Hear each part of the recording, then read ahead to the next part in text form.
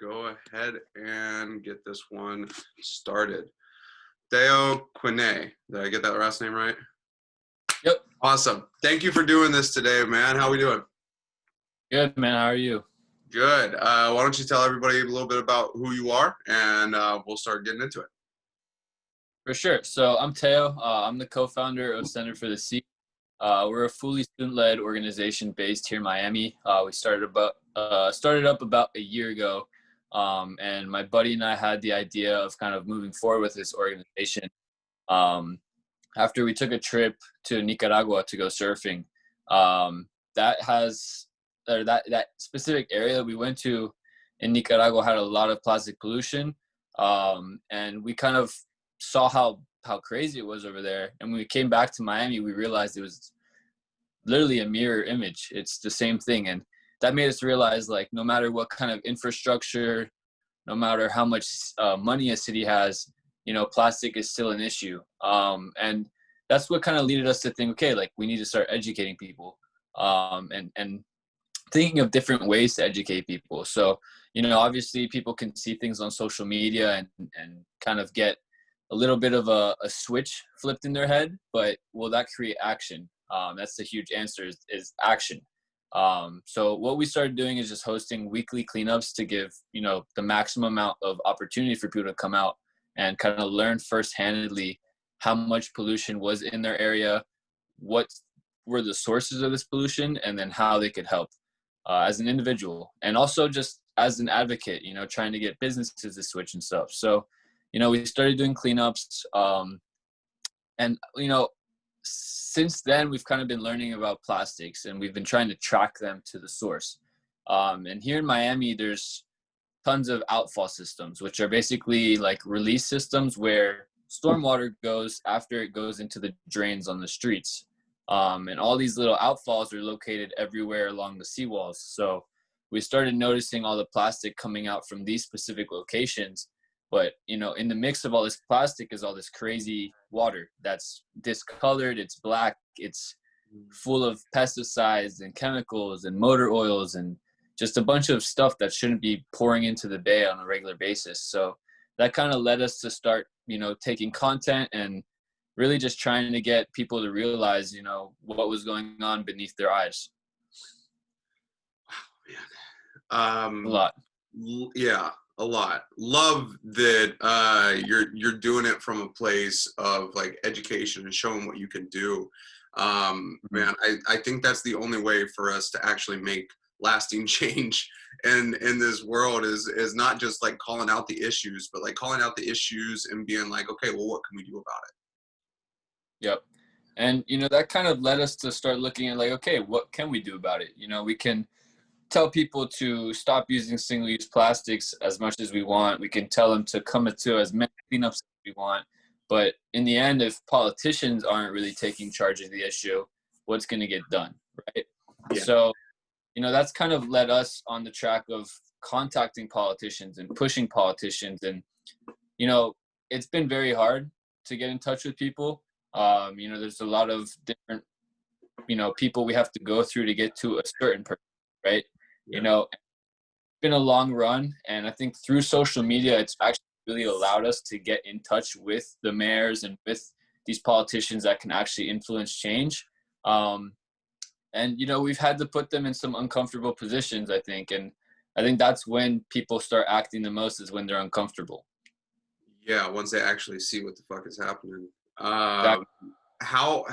How have they been responding? I know you said uncomfortable positions. Like, are some of the people that you've talked to, are they just like oblivious to this, or do they just not realize how impactful this is becoming? I don't think they've been oblivious. I think they've been ignorant.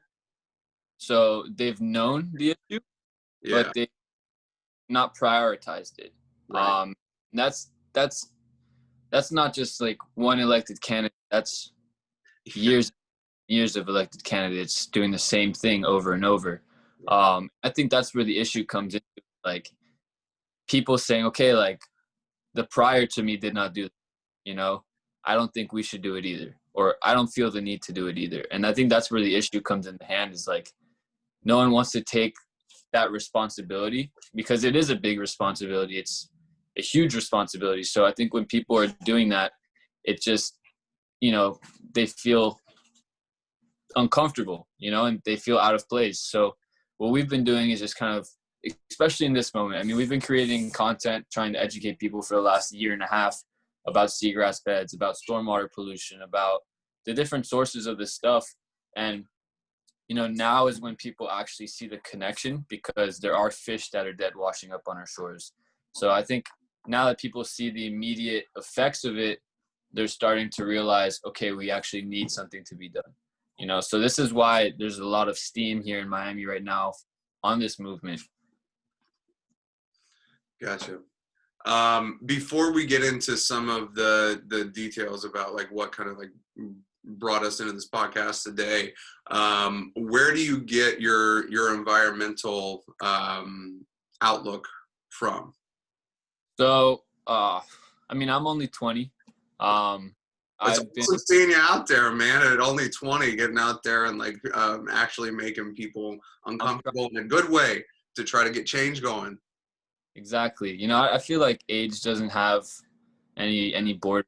I feel like people can do what they want if they have passion for it, and kind of use my tools, which is filmmaking and photography, to kind of, try and use that as a way to advance this entire movement forward, because I think generally good content and good imaging goes a long way when it comes to getting a message across. Yeah. That's the huge importance of this. I think no one's really covered this correctly and gotten the right people to look at it in the way that they should be looking at it. But basically, just days and nights of researching, of, getting an idea in my head and saying, okay, like, let me look up this, making info, just learning on my own, honestly. And my sister is also a marine biologist, and my whole family has always been very, nature oriented. We've always loved traveling. My mom was, very helpful, and, she would take my sisters and I to Costa Rica every summer instead of, putting us in summer camps at the country club. It's like, Hell yeah.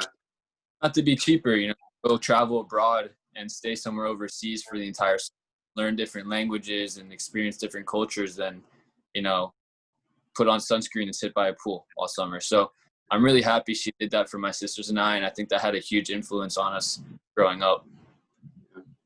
And when you enjoy nature, like, and because you don't have to, you don't have to shell out a bunch of money to enjoy nature, like outside of, whatever expenses it costs to get there. It's just like, if you're at a beach and you're just enjoying it, like it's a beautiful thing, man. And when you see, a bunch of trash and shit washing up on the shore, or like you look around and it's like a group of people just left, and they just left all their shit right on the beach. It's just like, come on, guys.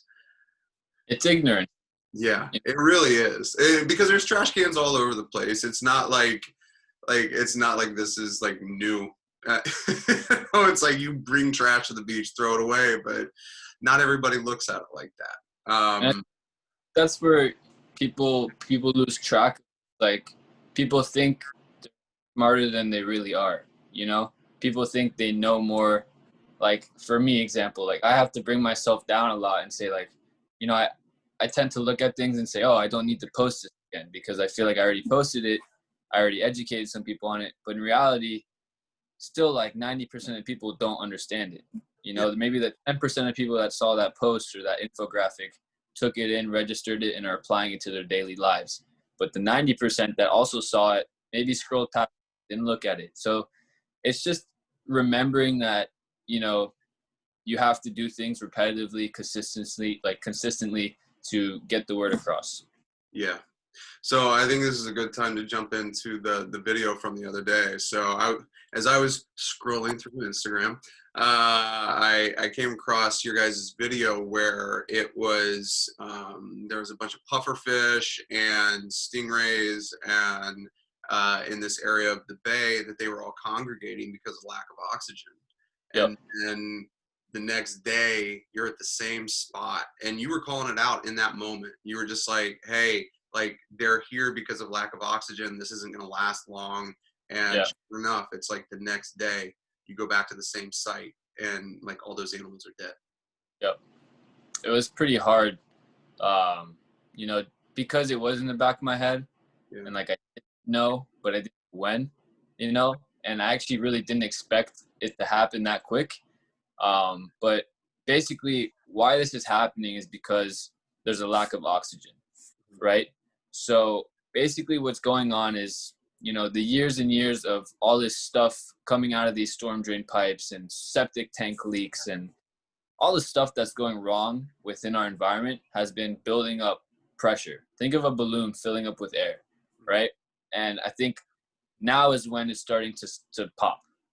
Basically, what happened is within the last 10 years, seagrass, which is like primary producer for oxygen in our bay, has completely appeared in this specific area where all these fish kills are happening. So basically what's happening is that the water temperature is rising, which is also creating gases that are escaping from the air. So when the water's hotter, there's less dissolved oxygen in that water. Okay. So mix that with the seagrass bed die-offs so that now there's no more oxygen being produced in the area. So, you know, if the seagrass was still there and the temperature was really hot, it would still be producing oxygen. Right. But since that seagrass is not there anymore, it's not replacing the oxygen leaving water because of the hot temperature. So it's a mix of things. Some people are saying it's a natural occurrence. It's not. I've talked to countless fishermen that have been fishing Biscayne Bay and these waters for 30, 40 years, and they said that they've never seen anything at magnitude. And there's been fish kills before, but only a certain species of fish or only a certain stretch of park because maybe there was a chemical release in that specific area.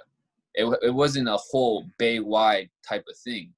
And that's what's alarming is that, you know, this is kind of like a window into the future that if we lose seagrass everywhere in Biscayne Bay, this could happen everywhere, you know? And people were saying, oh, you know, it's not alarming because it's in a small portion of Biscayne Bay. It was in, I would say this was, you know, maybe 1/6 of the total area of the bay was where this was happening, which in reality is a small area, right? But seagrass beds have been dying elsewhere. It's not only that one specific area. I think like maybe three, like almost 2/6 of all the seagrass is starting to die off, you know, and it's moving further south and further north, and it's spawning from or spreading from that specific area. You know, it's not just that area that's losing the seagrass. So that's what's alarming is that, you know, next summer when the temperatures reach this caliber, it might happen south of that location on top of that location that happened this year. So that's what's alarming. Very alarming. I mean, you couple that with what happened at the Great Barrier Reef, and you know, realizing that we actually get a lot of our oxygen from reefs. Like we actually get a lot of our oxygen from what's in the sea, and yeah, it's definitely more than alarming because it's like by the time it would get to a level that is just like holy shit, we can't ignore this. It's like that. Well, then it's too late. Yep. And that's the whole mentality. I think now, you know, it's never too late, I think, when it comes to resources and money. You know, people can dump hundreds of millions of dollars and help save something, you know, or help kickstart it back up to a point where it can start a track to becoming what it was. Whether it takes 10 years from that point or 20 years, it might take that time, but eventually it could get back to that specific location if the proper procedures are taken, you know. And it's just hard action, you know. We need politicians fulfilling their promises. We need politicians, you know, not taking the minimum route. We need them going above and beyond, you know, and brainstorming and using the assets that they have at their fingertips and their disposal to really connect the dots and to create whatever needs to be done to get this bay working again. Yeah. What kind of things are they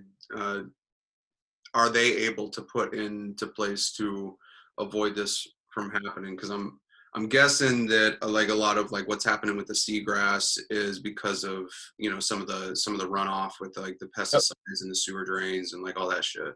Yep. So there are companies that have created filters for these storm drains. Uh-huh. Um, Believe it or not, leaf litter, a huge contributor to nutrient pollution. Leaf litter? Um, yep.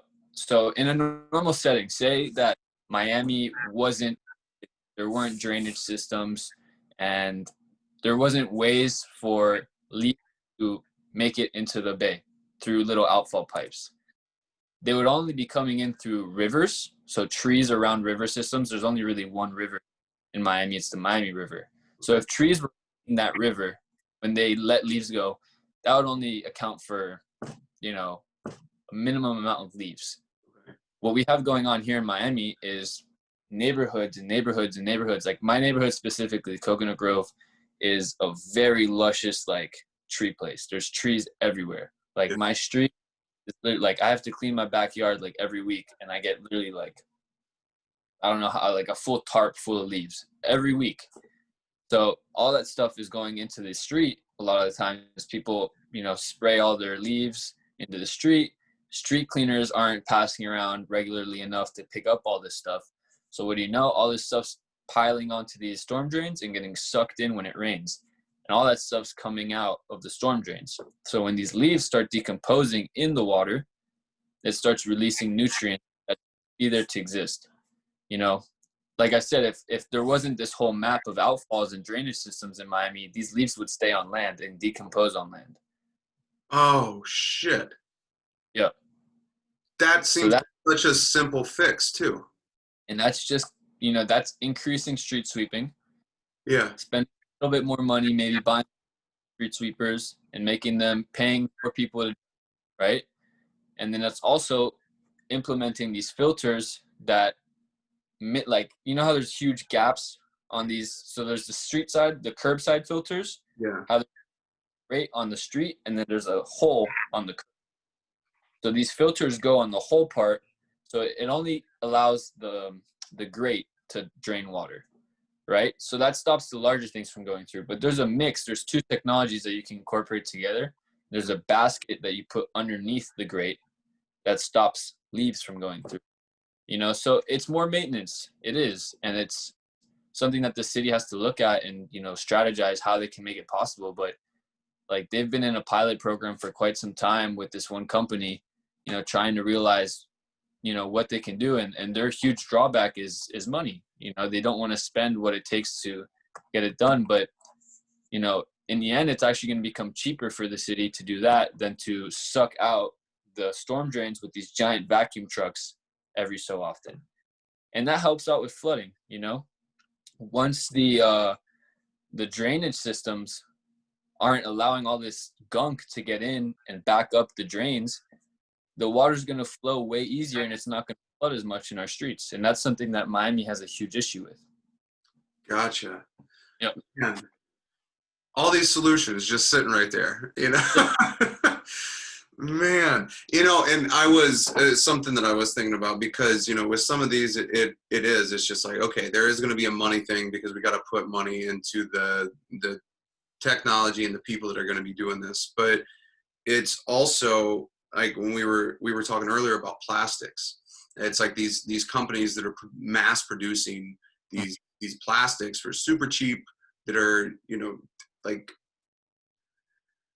how could we actually force these companies to be environmentally responsible? Because at the end of the day, we have the power here. You know, if we all decide as people, we're not going to buy this until you do this, or we're not going to go this route until you implement this into our city, it will change.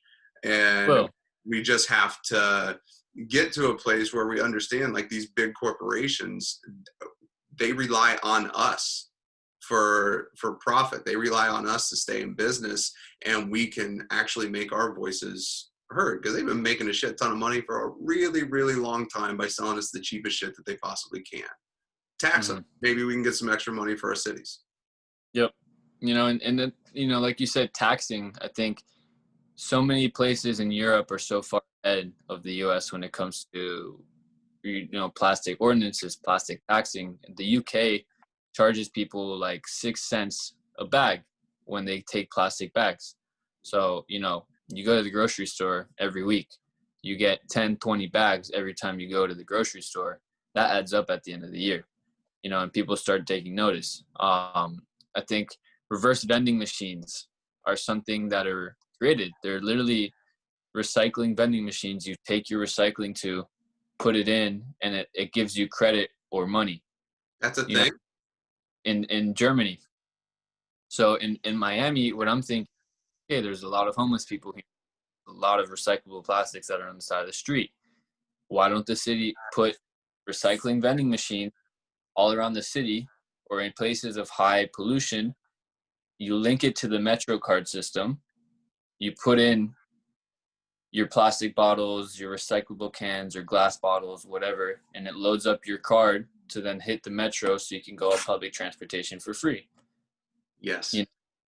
Simple things like that. It might look like something hard to do, but it's not.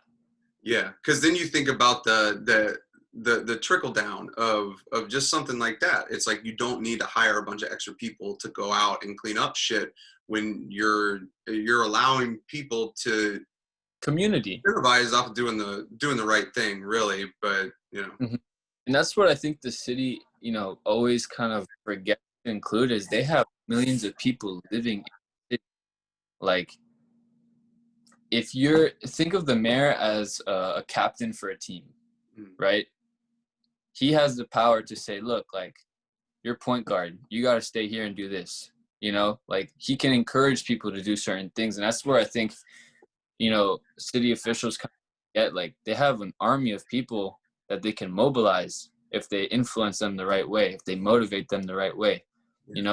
They've been there's multiple cleanup groups and nonprofit groups here that work on cleaning up the beaches and parks, and we clean up collectively. Like, personally, our group alone has done like 16,000 pounds in the last year of just garbage through volunteer cleanups. How many people do you have in your group? Well, it depends. On average, we were having 30 to 40 people at cleanups regularly on weekends, and we have some larger cleanups, 500 people. Wow, dude! At our cleanup, we pulled 2,000 pounds in 4 hours from one park. Holy shit! And that's just one park, and that's just one group. But I think I would estimate that within the last year, cleanup groups have probably removed close to 100,000 pounds of garbage from the shorelines. Man. And the part that is crazy to me is a lot of these groups are being started because it's not happening in the city. That's what motivated us to do it. That's the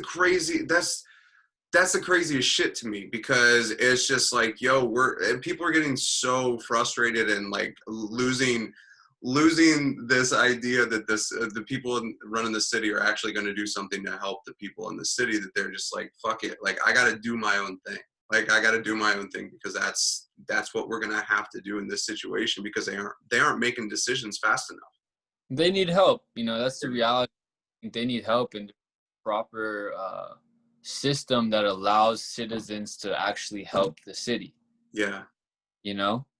Like, if there was a website where nonprofit groups could say, hey, look, like, we're going to tackle this area this weekend. Like, can you guys send a garbage truck to come pick up the stuff we're collecting? A lot of the time, we have to outsource someone to pick up the shit that we pick up for us. Like, we have to pay out of pocket sometimes. Sometimes we're happy enough to find people that want to volunteer their service for us because they're like, okay, you guys are volunteering, we'll volunteer as well.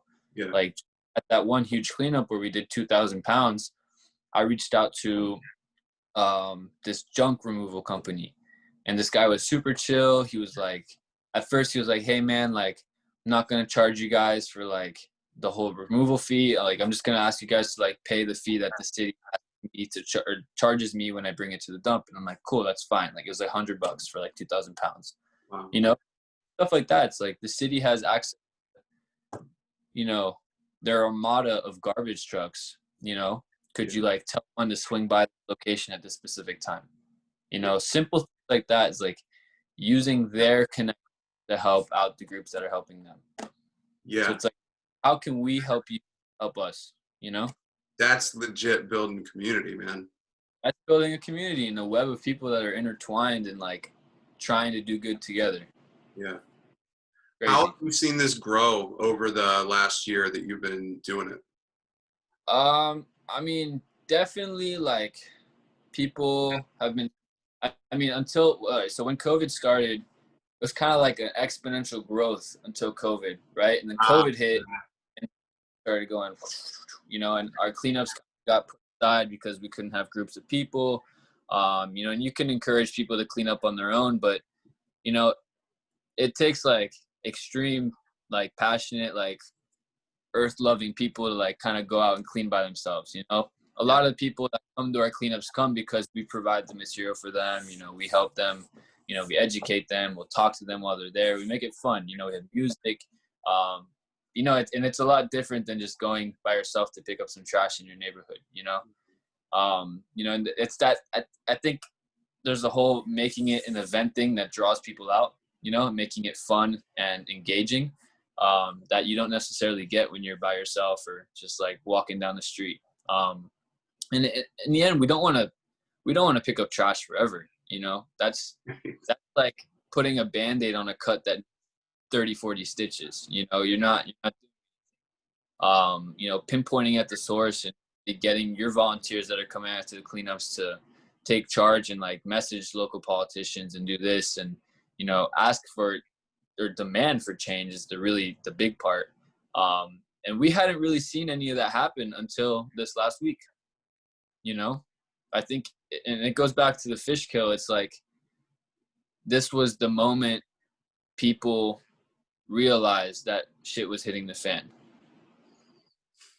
Yeah. It's, And to me, it's a little bit representative of like, people want to, a lot of people want to think that we're far removed from what's happening to these animals when we're extremely close. Imagine being in an environment where you can't breathe.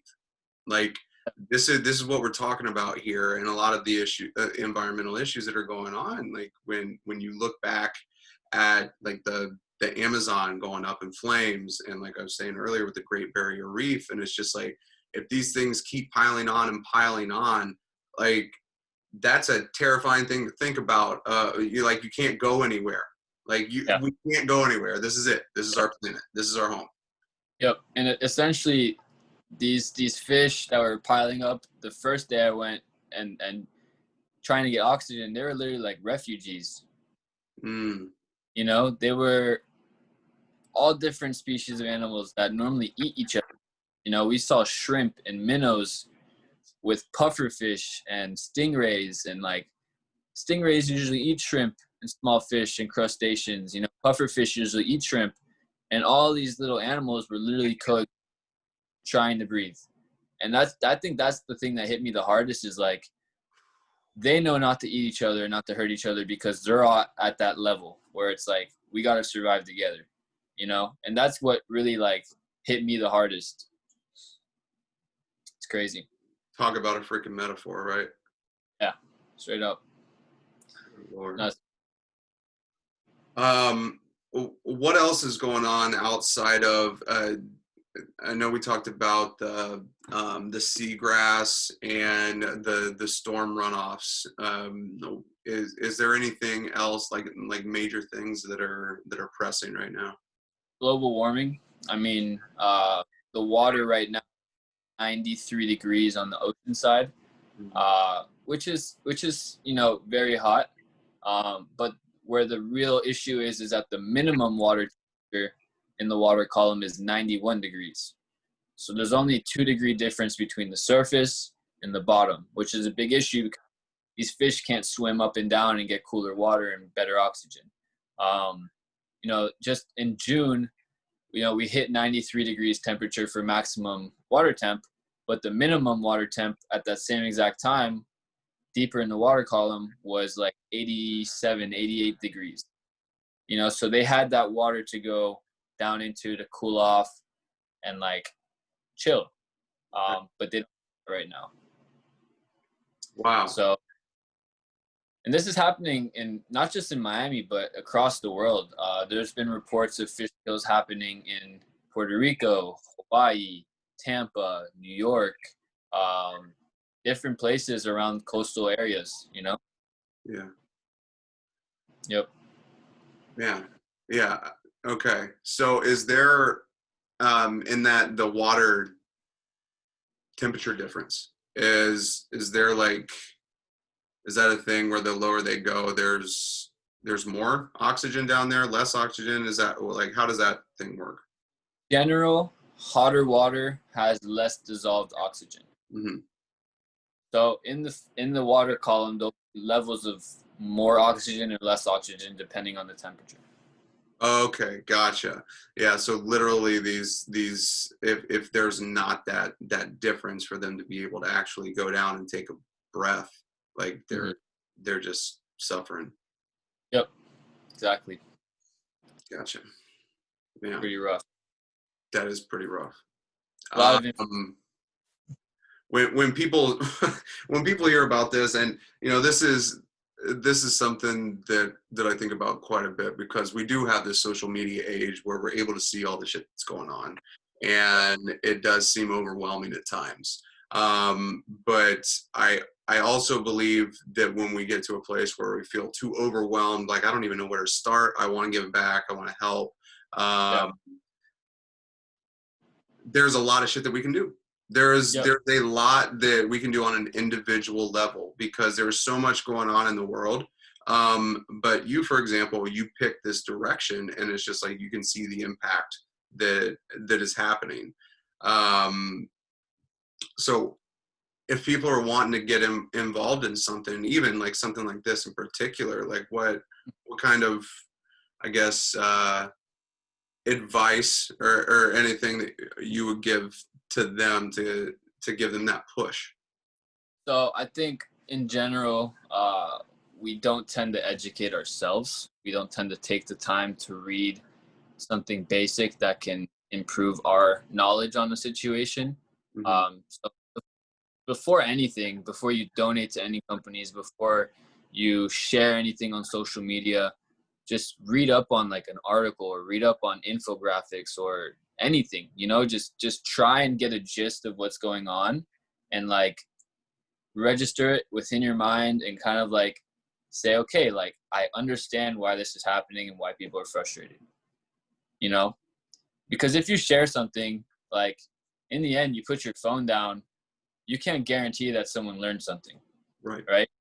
If you put your phone down and you shared things for a couple of years and nothing's changed, what's the point of posting all that stuff?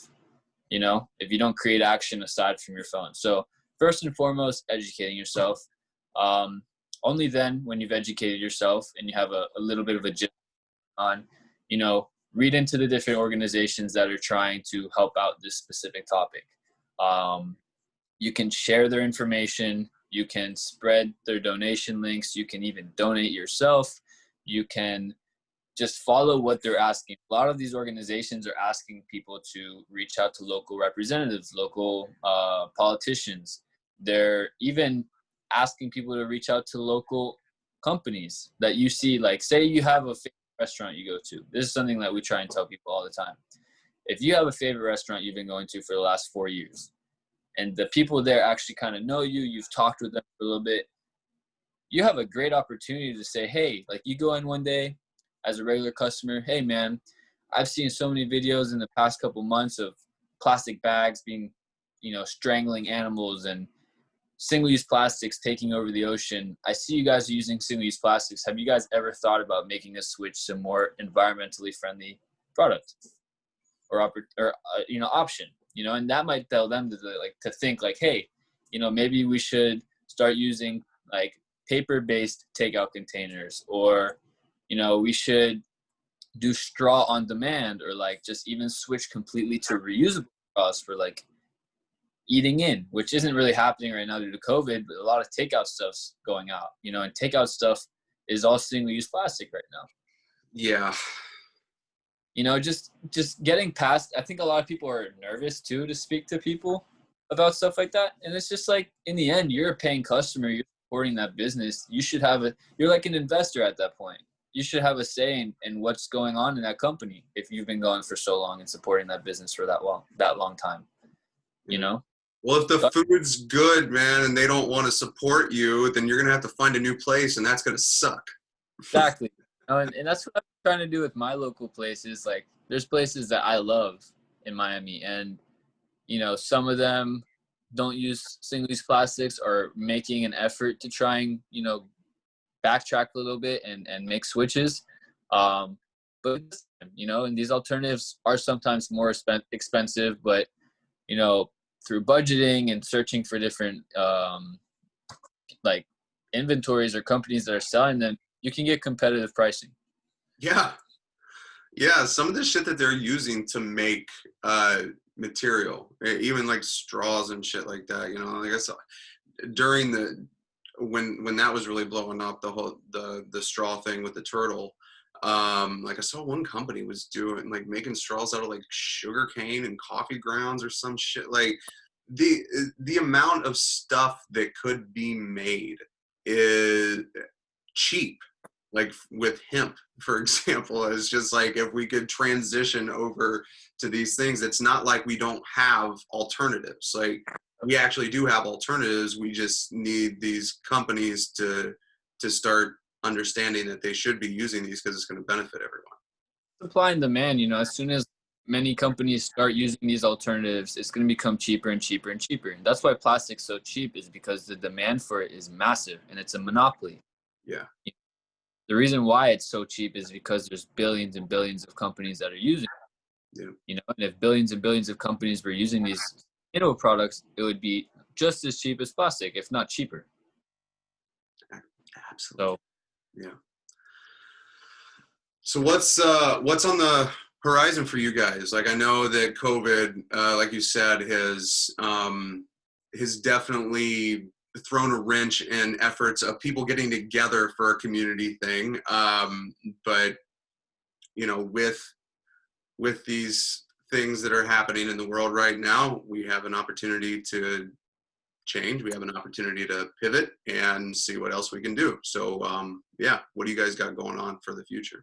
so in adaptation to cleanup stuff for COVID, you know, we come up with like ways to get around it, you know, to keep it small groups, shuffle through different time frames. Like, you know, usually we do 40, 50 people in a span of 3 hours.